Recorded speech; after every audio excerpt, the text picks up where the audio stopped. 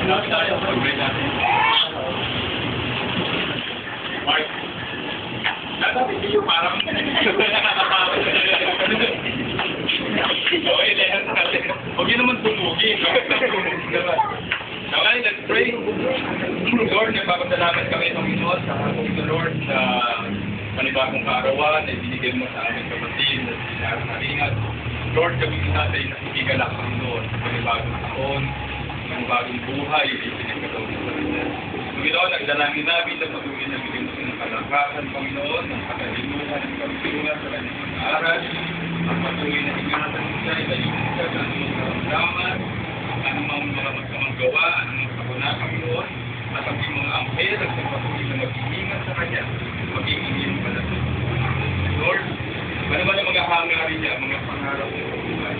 Dalangin sa Panginoon, Lord, na ang lahat ng ito ay magpapag sa iyo ng Panginoon.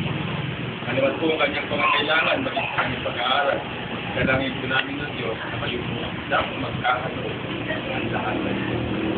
Patuloy na makita niya, Lord, ang pag-aasakan at ang pagbibigay ng sa iyo. Maraming salamat, Lord. Ito po ay sinasama namin sa pangalan niya. Amen.